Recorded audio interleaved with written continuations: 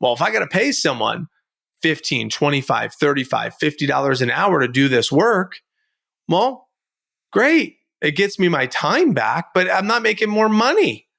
Where's the money come from to pay for these people, to pay for this technology? That's where the big aha comes from.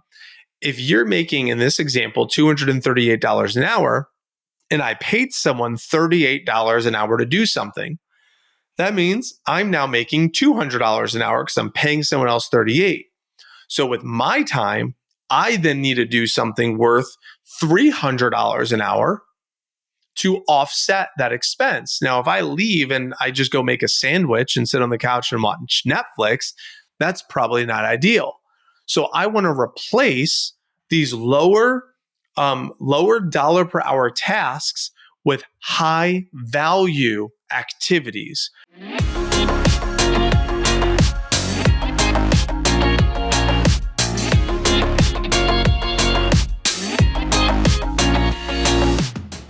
Welcome back to the Better Than Rich Show. This is Mike Abramowitz, and I promised you on a previous episode I recorded about a message I've been delivering recently, and it was called Elevating Real Estate with AI, Tech, and Flow-Driven Processes from Agent to Master.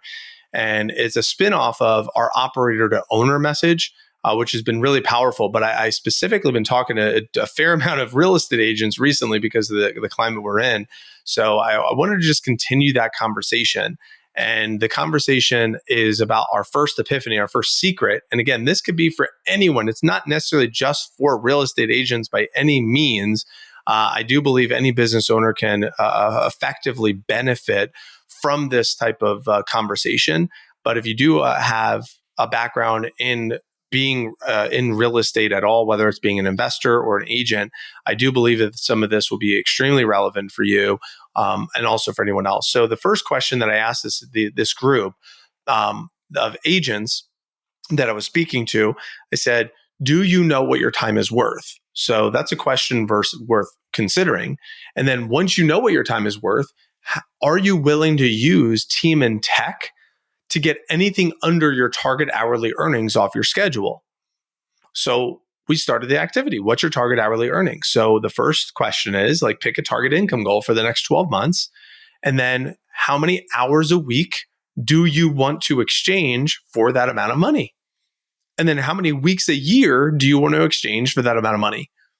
And that gives you your target hourly earnings. So let's say if the income goal is $300,000 for the year, and I want to work 30 hours a week, and I want to work 42 weeks a year. So out of the 52, I'm going to take 10 weeks off.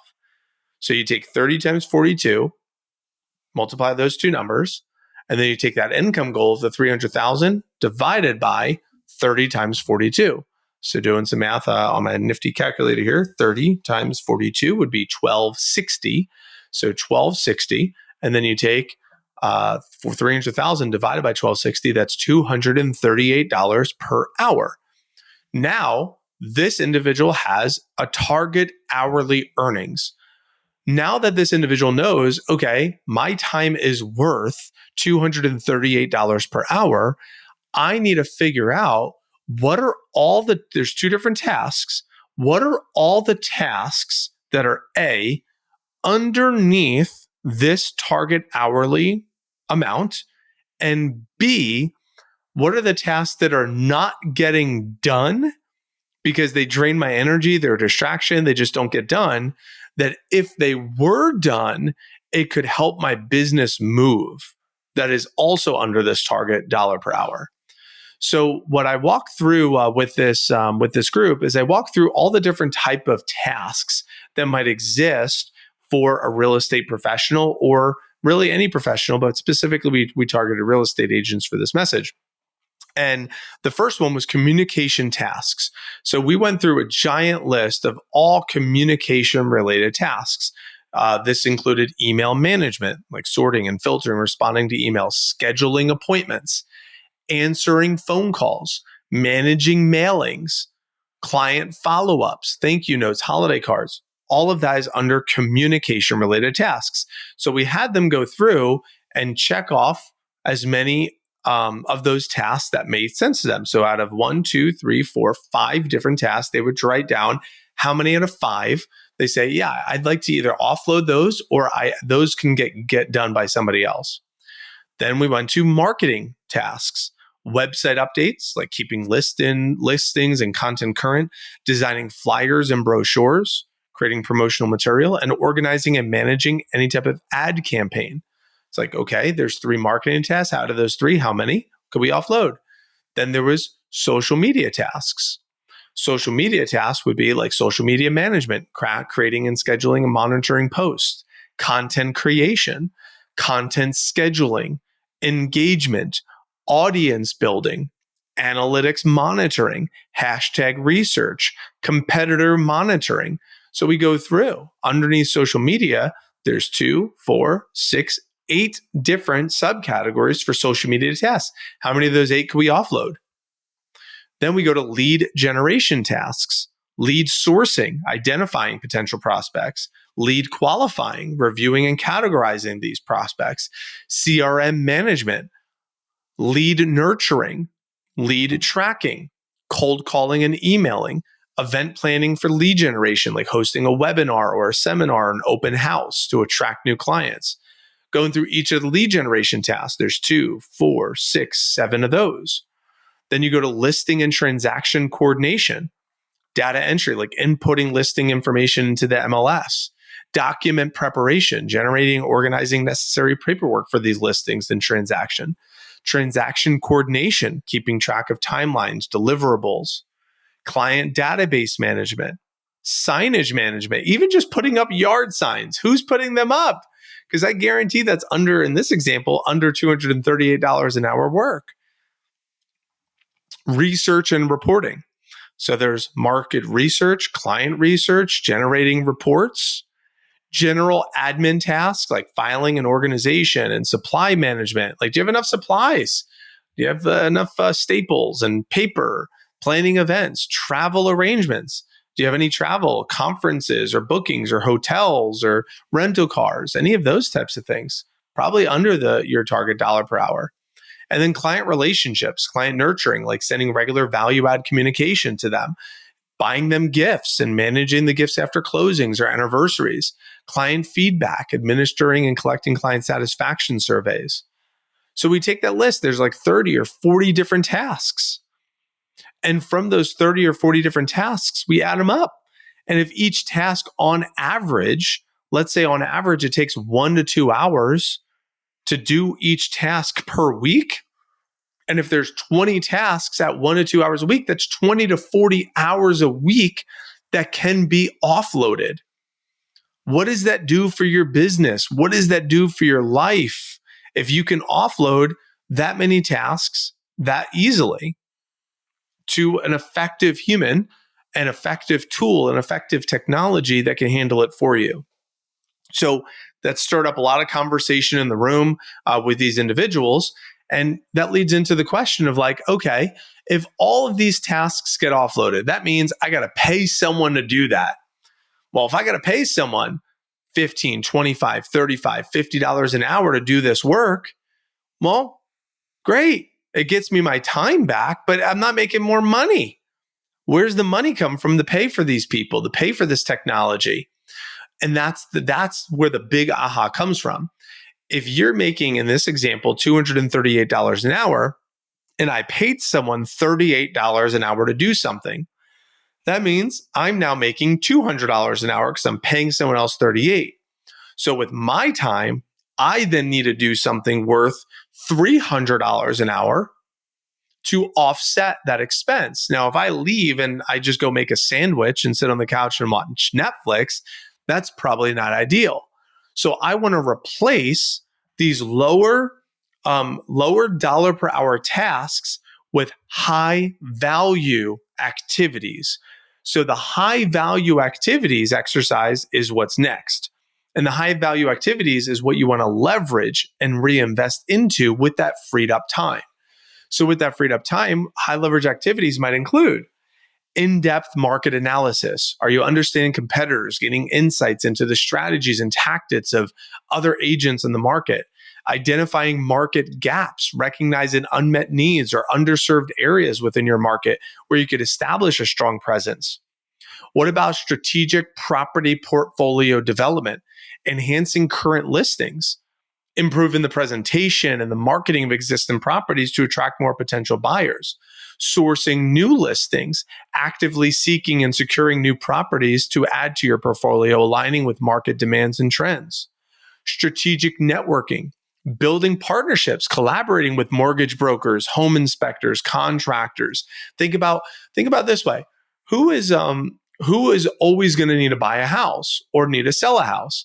Well, probably someone who deals with the D's: death, divorce, debt, disaster. So if someone dies, as an example, and the kid inherits the house and they don't know what to do with it, they're probably going to sell it. Great. I would want to partner up with an attorney because an attorney is dealing with those types of people. I might want to partner up with a financial advisor because they're dealing with someone who goes through divorce. I would want to partner up with a divorce attorney, a death attorney. I want to partner up with someone who specializes in advising and counsel for those that go through any type of disasters or hurricanes or tornadoes or any of those types of damages. So those are a couple of things that come up for me, establishing partnerships with those so I can have a referral partner in my arsenal. Client relationship building, investing time in nurturing and strengthening relationships for new and existing clients. If the average home is bought and sold in a 5-year time frame, what is my strategy for relationship building during that 5 years? So that way I remain top of mind and they're excited to do business with me in the future. There's also continuous skill development. How can I enroll in courses or seminars or workshops to provide even more valuable insights and skills relevant to the industry?